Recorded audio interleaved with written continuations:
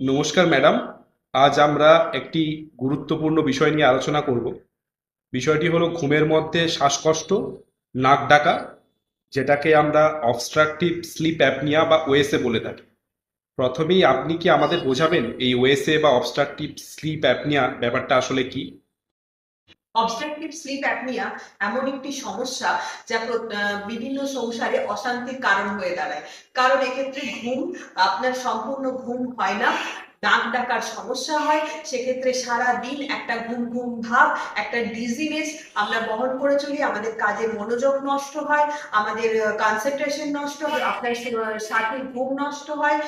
এই ধরনের নানা রকম সমস্যা দেখা যায়। তার মূল কারণ হলো নাক ডাকা, যেটা জিভ অনেক সময় পিছিয়ে যেয়ে শ্বাসনালীকে বন্ধ করে দেয়, সেই থেকে হতে থাকে। আচ্ছা ম্যাডাম, এই অবস্ট্রাকটিভ স্লিপ অ্যাপনিয়া রোগটার সাথে দাঁতের চিকিৎসা বা অর্থোডন্টিক্সের কি কোনো যোগাযোগ আছে? অবশ্যই, অবশ্যই যোগাযোগ আছে। সেটা অনেকেই জানেন না। এটা এই অর্থোডন্টিস চিকিৎসার মাধ্যমে খুব সহজেই অনেক ক্ষেত্রে এই সমস্যার আমরা সমাধান করে থাকি।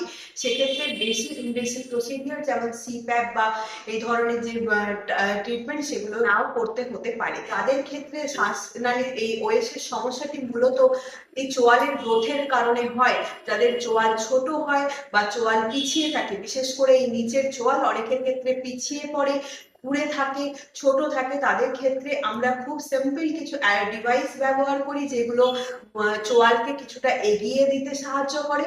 তাতে যে আপনার সংকুচিত শ্বাসনালী সেটা প্রসারিত হয়, তাতে শ্বাস নেওয়া অনেক সহজ হয়, আর আপনি একটা সম্পূর্ণ ঘুম নিজে সমাপ্ত করতে পারবেন। ধন্যবাদ ম্যাডাম। এই ভিডিওটি সকলের সাথে শেয়ার করে দিন, কারণ এই অবস্ট্রাকটিভ স্লিপ অ্যাপনিয়া রোগে অনেকেই সার্জারি করাতে যান। এই ভিডিওর মাধ্যমে আমরা জানতে পারলাম সার্জারি ছাড়াও নন ইনভেসিভ প্রসিডিওরের মাধ্যমে এই নাক ডাকা বা অবস্ট্রাকটিভ স্লিপ অ্যাপনিয়া রোগটিকে সম্পূর্ণভাবে কিওর করা সম্ভব। ধন্যবাদ।